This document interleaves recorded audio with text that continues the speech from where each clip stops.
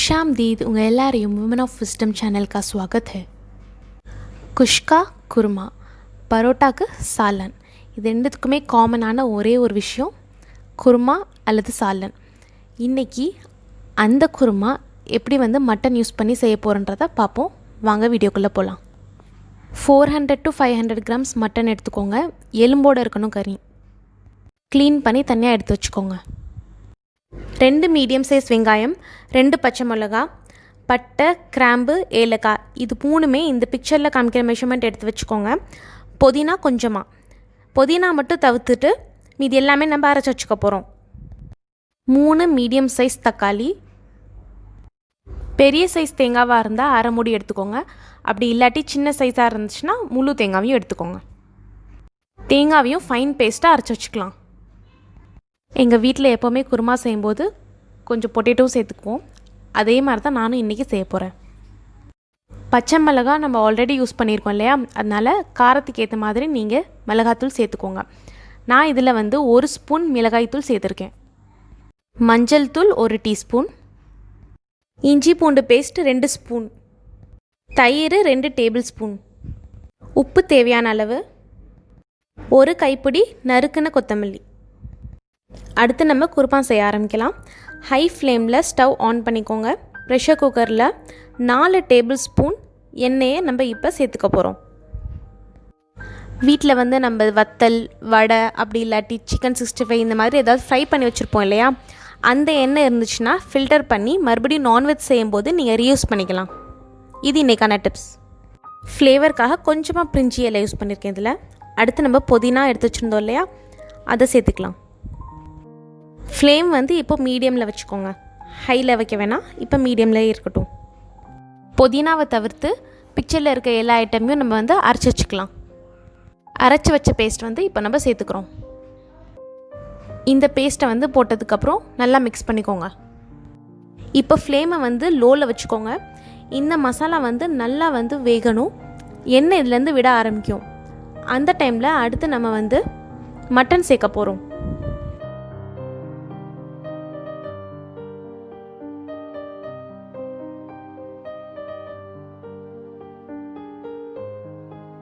கறி சேர்த்ததுக்கப்புறம் லோ ஃப்ளேம்லேருந்து இப்போ மீடியம் ஃப்ளேமுக்கு மாற்றிக்கோங்க.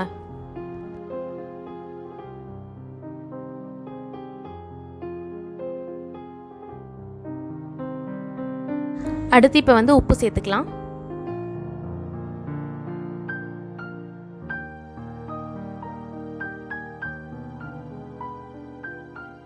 மஞ்சள் தூள் சேர்த்துக்கோங்க. அடுத்து மிளகாத்தூள், இஞ்சி பூண்டு பேஸ்ட் இப்போ சேர்த்துக்கலாம். இன்றைக்கி நம்ம செஞ்சிட்ருக்க மட்டன் குருமாவில் ஹெவி மசாலா ஐட்டம் எதுவுமே இல்லை, எல்லாமே லைட் தான். இப்போ எல்லாமே நல்லா மிக்ஸ் பண்ணி விட்டுக்கலாம்.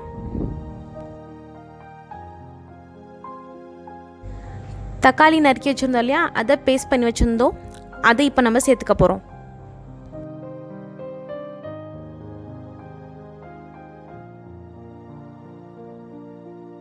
இப்போ நல்லா இதை மிக்ஸ் பண்ணிக்கலாம், இல்லாட்டி அடி பிடிச்சிக்கும். அரைச்சி வச்சிருந்த தக்காளி இருக்கு இல்லையா, அந்த மிக்ஸி ஜாரே இப்போ நம்ம கழுவி அந்த தண்ணியை ஆட் பண்ணிக்கலாம். மட்டன் வேகிறதுக்காண்டி எவ்வளோ தண்ணி நீங்கள் ஆட் பண்ணணுமோ அந்த அளவு நீங்கள் சேர்த்துக்கோங்க. கறி எலசாக இருந்துச்சுன்னா உங்களுக்கு 5 to 6 விசில்ஸில் உங்களுக்கு மட்டன் வெந்துடும். இங்கே நாங்கள் வாங்குகிற மட்டனுக்கு மினிமம் 10 to 15 விசில்ஸ் நாங்கள் வைக்கணும். அப்ராடில் இருக்கவங்க எல்லாமே எங்க கூட ரிலீட் பண்ணுவாங்கன்னு நினைக்கிறேன். க்ளோஸ் பண்ணிவிட்டு வெயிட் போட்டுடலாம்.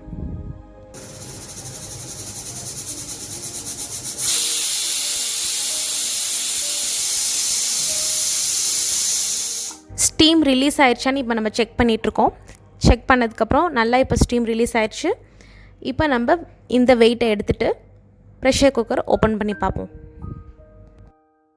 நம்ம எவ்வளோ தண்ணி ஊற்றிருந்தோம் இப்போ பாருங்கள், எல்லா தண்ணியும் வற்றிருச்சு. இப்போ நம்ம மட்டன் நல்லா வெந்திருக்கான்னு செக் பண்ணலாம். மட்டனும் கரெக்டான பதத்தில் இப்போ வெந்துருச்சு. நம்ம தேங்காய் நல்லா ஃபைன் பேஸ்ட்டாக அரைச்சி வச்சுருந்தோம் இல்லையா, இப்போ அந்த பேஸ்ட்டை சேர்த்துக்கலாம். இப்போ ஸ்டவ் நீங்கள் மீடியம் ஃப்ளேமில் வச்சுக்கோங்க. தயிர் 2 டேபிள் ஸ்பூன் தண்ணி ஊற்றி இந்த மாதிரி மோர் மாதிரி எடுத்து வச்சுக்கிட்டேன். அதையும் நீங்கள் இப்போ சேர்த்துக்கோங்க. தயிரை அப்படியே நீங்கள் போட்டிங்கன்னா கேர்டல் ஆயிரும். கட்டி கட்டியாக ஆயிரும். அதனால இந்த மாதிரி எப்போவுமே தயிர் வந்து நல்லா பீட் பண்ணி போடுங்க. இல்லாட்டி மிக்சியில் கொஞ்சமாக தண்ணி ஊற்றி இந்த மாதிரி சேர்த்துக்கோங்க. இதை வந்து நீங்கள் கொதி வர வரைக்கும் வேக விடுங்க. நல்லா கொதி வந்துருச்சு. எண்ணெயும் வந்து பாருங்கள் மேலே தேங்கி நிற்கிது. இந்த ஸ்டேஜில் நம்ம வந்து பொட்டேட்டோஸ் ஆட் பண்ணலாம்.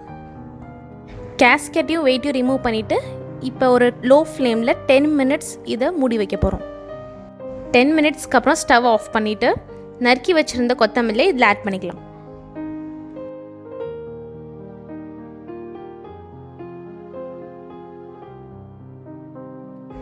நல்லா கலந்து விட்டுக்கோங்க. நம்ம மட்டன் குருமா ரெடி ஆயிடுச்சு. உடனே போய் பரோட்டா அல்லது குஷ்கா செஞ்சு இந்த மட்டன் குருமாவை நீங்கள் என்ஜாய் பண்ணுங்கள். இந்த ரெசிபி ட்ரை பண்ணிவிட்டு மறக்காமல் எனக்கு கமெண்ட் பண்ணுங்கள். இந்த வீடியோ உங்களுக்கு பிடிச்சிருந்தா விமன் ஆஃப் விஸ்டம் சேனலுக்கு சப்ஸ்கிரைப் பண்ணிவிட்டு நோட்டிஃபிகேஷனுக்காக பெல் ஐக்கானையும் கிளிக் பண்ணிடுங்க. உங்கள் ஃபேமிலி அண்ட் ஃப்ரெண்ட்ஸோட ஷேர் பண்ணுங்கள். ப்ளேலிஸ்ட்டை கிளிக் பண்ணி அடுத்த வீடியோவை என்ஜாய் பண்ணுங்கள். தேங்க்ஸ் ஃபார் வாட்சிங்.